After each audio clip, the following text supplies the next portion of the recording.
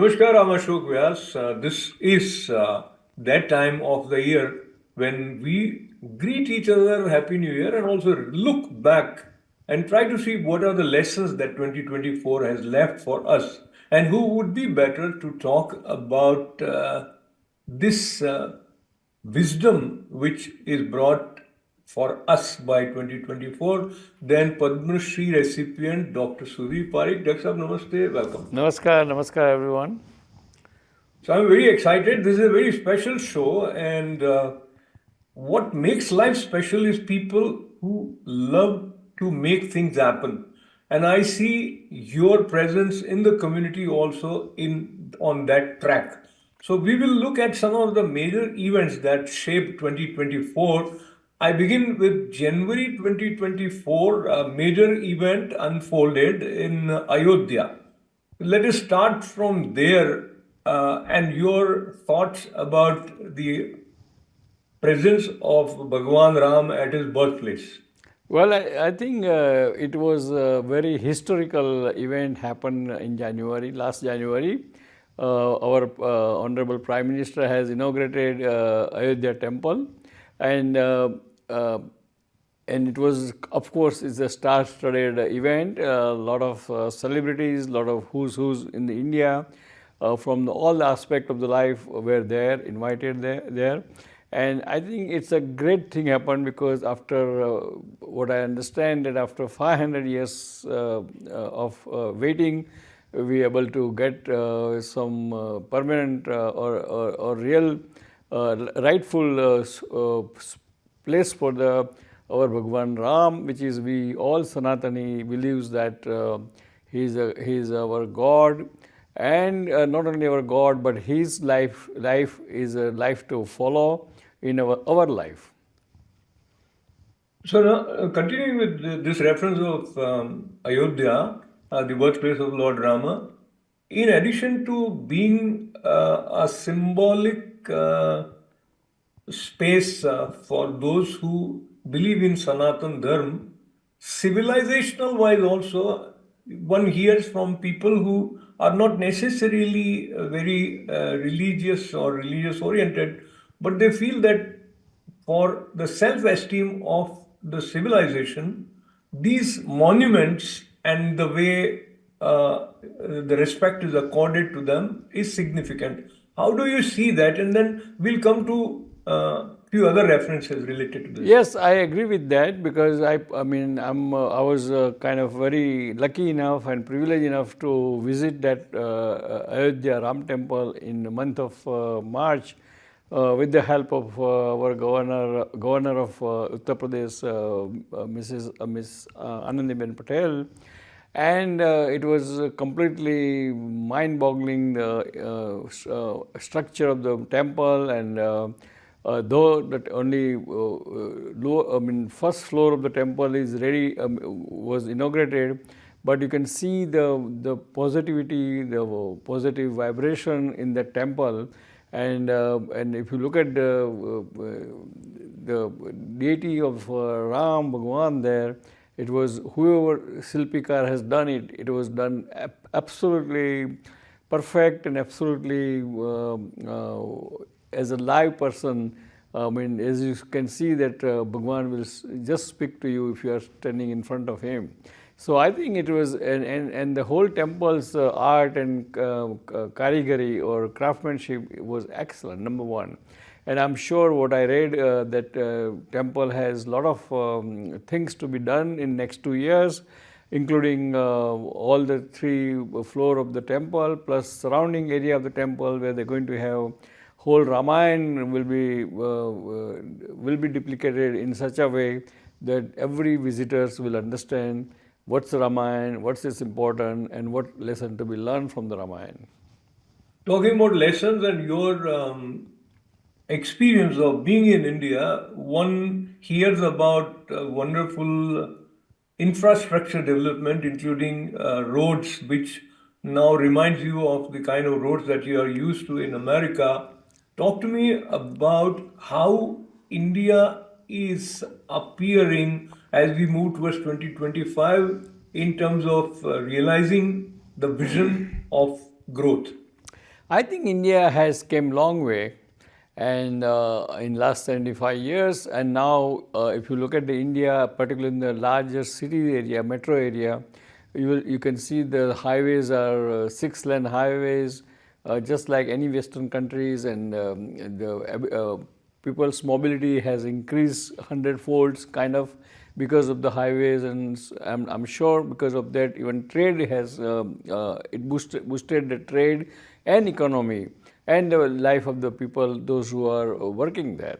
So I think whole India looks completely different, particularly in the large metro areas, and still we have to go a long way to connect those large metro areas into the rural areas too, and I'm sure it will happen eventually in short time. But India economy is zooming good. We are the 5th largest economy, and we are hoping to be by 2030-35 we should be even 3rd largest economy. So, in a way, this reference we have touched a few times, but since this is the last week of 2024, this year was full of elections in several countries, including India and America. Looking at India, this has been a historic win for BJP and its allies under the leadership of Prime Minister Narendra Modi. How it is in the third term, when many people say that it is not as strong as Char So Par, etc. Yet, looking at the performance and the kind of statements which are coming from India, how do you see third term of Prime Minister Modi? Well, so far, first 100 years of third term, the Prime Minister Modi is very successful. He has achieved or started a lot of good initiatives, including the economy and new job creation, or new India to start the manufacturing for the other countries in India. And I'm sure it will. Apple has started manufacturing, and I'm sure even EV, but Tesla wants to come to India, and they are negotiating the terms and conditions to come there to do the production of the car. Plus, I think a lot of things which are currently produced in China, they all are coming. We are coming to India now, and because India still has a very little less means cheap economy. I mean cheap in a sense, the production is much economically less expensive, and there is a lot of manpower and in India. So that will help, and probably India can become a China, as China economically speaking, in the near future. Well, we have the term Vasudhaiva Kutumbakam, the whole world is a big family.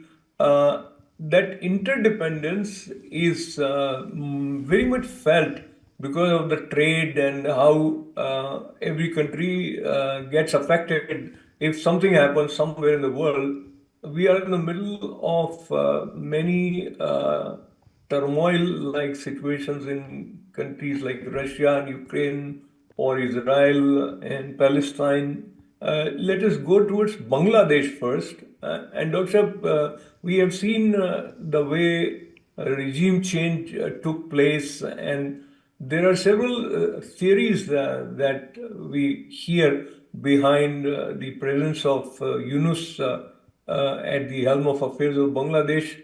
But this has also resulted into some very ugly scenes, and especially for the minorities in Bangladesh. And now Bangladesh is asking India to hand over Sheikh Hasina to them. And so overall, how do you see the way Indian government has so far handled this disturbing situation in that region?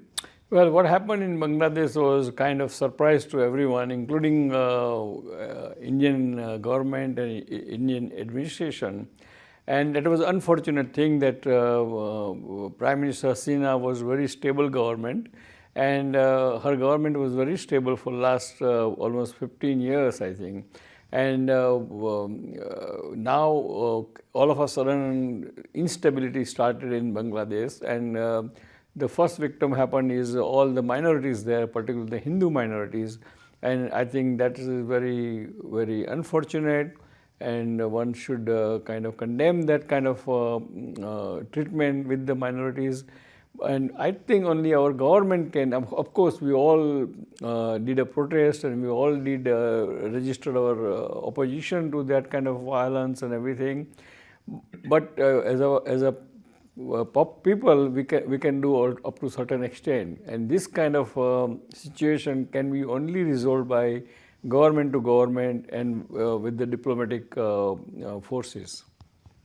So hopefully some major positive development takes place, but that hope rests on how leaders develop understanding and some strings are pulled. In that connection, we have seen the arrival of President Trump again now, but going towards Russia and India, and how presence of Prime Minister Narendra Modi in Russia, in the presence of President Putin, the way he gave his mind to Putin in terms of emphasizing the importance of peace and the importance of dialogue, etc. I think he's the only world leader who candidly conveyed these ideas to Putin, though we have not seen the result as yet. In this context, I bring the statement by President Trump that as soon as he goes to White House, he'll put a stop to this war. How do you see things now after, say, January, when he's in full swing as president? Well, I think President Trump will be very kind of strong and decisive. His presidency will be strong and decisive because he has certain ideas, good ideas, and he knows how to implement that. So hopefully, because the war is going on in Russia and Ukraine for last over 2 years, I think there is unnecessary killing and unnecessary kind of damage to the economy of both the country, Russia and Ukraine. So I think it is time to have some diplomatic solution between Ukraine and Russia, and that can only happen if large superpower like USA or China gets involved in that negotiation. And hopefully, President Trump will deliver that. That is our hope and wish. We'll touch a few more areas which sort of pulled attention of the world in 2024, and let's go towards the neighboring country of America, that is Canada. And there has been a very strange sort of situation with respect to India and Canada, Canada blaming India, then pro-Khalistani forces getting a lot of attention from Canadian leader. Overall, things are still at a stage which you will not say harmonious. In fact, these kind of worst relations we probably might have not seen in recent past between India and Canada. How do you see moving in 2025? Perhaps there will be a change in the leadership in Canada. Overall, your take on India-Canada relationship? Yeah, well, I mean, basically, I'm very optimistic for all this international development because international issues, because of in international issues, always diplomacy is only answer, and unless you do the right diplomacy between two countries, doesn't matter how disagreement they have. We don't know the exact facts of those disagreement in detail. At least I don't know. But I can say that whatever Canada is saying and whatever India is saying, all those things has to be resolved by diplomatic negotiation, because not only this whatever issue of Khalistan is at stake, but also issue of economy and trade between Canada and India. And not only that, but in Canada, the large number of Indian students are there. and their life is also hanging in the kind of uncertainty. So I think both the countries should sit down on the diplomatic table and come to some kind of conclusion, find out what's the fact is, and resolve that facts, because everything can be resolved if you talk diplomatically between two governments, because at the end of the day, only government to government can decide how to resolve this thing. Talking about resolving, many times the existing laws as they are interpreted by the leaders makes all the difference in the kind of colors that you see in action. In this context, America in some way is not preventing anti-India forces to speak openly. And I refer to the statements by Gurpatwant Singh Pannan, who is a pro-Khalistani, call it activist or leader or whatever. And he's many times openly threatening.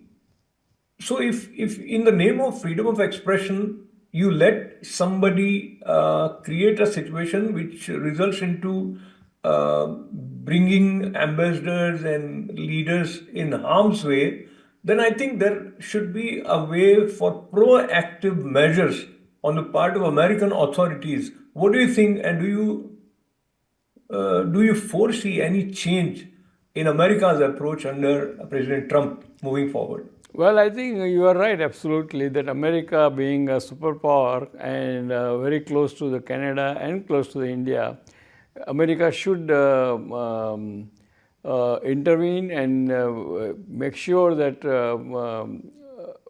whatever is right diplomatically should be done, and find out the facts, and that way there is a solution to the problem, rather than blaming each other and keep prolonging this kind of disagreement, because we all need each other. Canada needs India, India needs Canada, and India and Canada needs America, and America needs India, Canada and India. So there has to be resolution, and I think America should play a proactive role to kind of resolve this issue between Canada and India.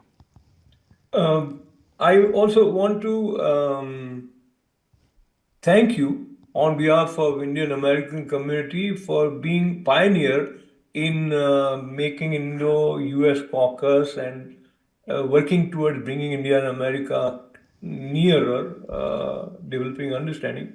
What you have seen in this particular election, I think Indian Americans seems to have arrived even higher in terms of their visibility and impact that they made in the mainstream American politics. So I recollect Vivek Ramaswamy initially as a presidential candidate, and now he's playing a significant role with President Trump. And even Elon Musk appreciated him, and overall looks like there are going to be more faces which have roots in India that will play an important role with Trump administration. Your feelings about this new development? Well, as you know, probably that I was always, before election, I was always supporting, because I don't support a party, I support the individual who is capable. And that way I was supporting President Trump to win this election, because I think we needed a very strong and proactive leadership, particularly for the USA as well as for the world. Because at the end of the day, USA is a world leader and a world kind of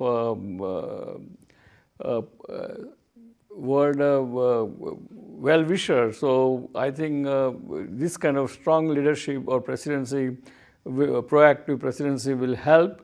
And we can see that this Elon Musk and Ramaswamy, they are not in the cabinet, but they are advisor to the Trump. And I think is a great news for the Wall Street and great news for the businesses and so forth.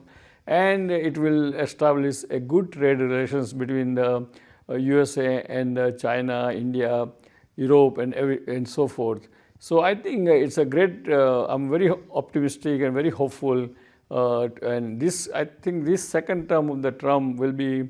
He will do such a great work that he will be remembered at the end of the fourth year. Absolutely. And Dr. Going towards your personal experiences in 2024, any major event that has stayed with you with a sense of satisfaction and accomplishment? And if I may bring to your attention, you have been active in supporting some not-for-profit organizations which are working in India as well as here also. And you did travel to India.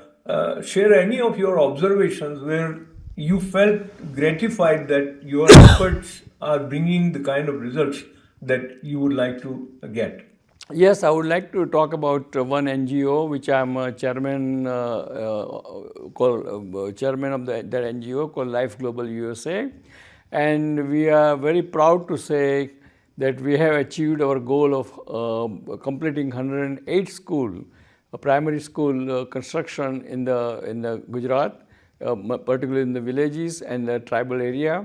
And now we are building 109 school, which is Mahatma Gandhiji school, started 125 years ago, and now it's that school is kind of needs complete remodeling and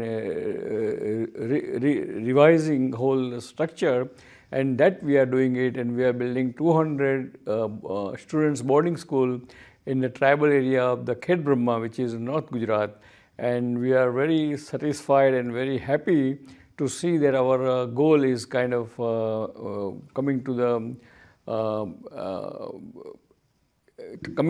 getting achieved, and therefore I think we are very happy about this our philanthropic work in 2024. And the second one is that I'm going to be incoming president of the Global Physician of Indian Origin, means those doctors who studied in India, did their medical degree in India, and then came out in 57 different countries of the world. And we are representing all of them, and I'm privileged to be going to be an incoming president of that Global Physician of Indian Origin. And we represent 1.4 million Indian doctors outside India, not counting our children, those who are doctors, because they are not studied in India, they are American born and American trained doctors. And so this is a great large platform, and the government of India has recognized this platform very well, because we did a lot of work during the COVID time to help the India. Plus every month we have CME program to educate our young doctors throughout the world, throughout the 57 countries by Zoom. And usually we get almost a few hundreds to 1,000 young doctors comes on the line, and all the experts of the different subject, they give good training to these doctors of Indian origin. And I think that's a great service for the young generation of doctors in the field of medicine. As well as this platform is such a large platform with the 1.4 million Indian doctors who are established in outside India in 57 different countries. So we can do a lot of philanthropic work for India. And I'm very happy to see that within 15 years of this organization, it becomes such a powerful and successful organization. So these are the two main things, one philanthropic side and the other one is on the medical side. I'm helping the India and Indian doctors, and I'm very proud and privileged and humble to help all these young doctors. Wonderful. I'm so happy, delighted, and I think it is inspiring when people like you or those leaders who selflessly work for the betterment of the community in their own way in different areas. As we conclude, moving towards 2025, what is it that you would like to achieve as chairman of ITV Gold and Parikh Worldwide Media? Well, right now we are the only complete media in North America, complete Indian American media in North America. And I acquired this media about 8 years ago. Of course, this ITV Gold is the oldest TV channel of the USA, and we have this 24/7 TV channel as well, which has over 30 million viewers, and we are on the different platforms, including all the cable platform plus Sling, which is a dish network, as well as we are on the other streaming platform too. And we are proud to say that we are broadcasting our Doordarshan India main news in English and Hindi every day, morning and evening, to tell the India side of the story to the world, Western world. And I think that's a great service. I believe that it's a great service to my motherland and my home country, India. And that is also appreciated by Government of India as well as all those who understand that how important or how vital to put our side of the narration to the Western world and explain them what we are doing in India, is how good we are doing and why we are doing. So, this is really a great achievement for our media company, and we have a big studio in Edison with the auditoriums, and so do the small functions of political, cultural, or musical program. And you all welcome to visit our studio, and we would like to be a bigger player, and soon we are going to start the podcast from the ITV Gold, called ITV Gold Podcast, on the different subjects, and hopefully you will enjoy it, because young generation wants podcasts more than even TV channel. So I think it will be a great initiative. Wonderful. So, Dr. I appreciate your vision, and we look forward to serving the community with dedication and commitment. Wishing a great 2025 to you as well as to all our viewers. This is Ashok Vyas. Namaste, Dr. Namaskar, and God bless America, God bless India, and God bless Indian Americans diaspora. Thank you.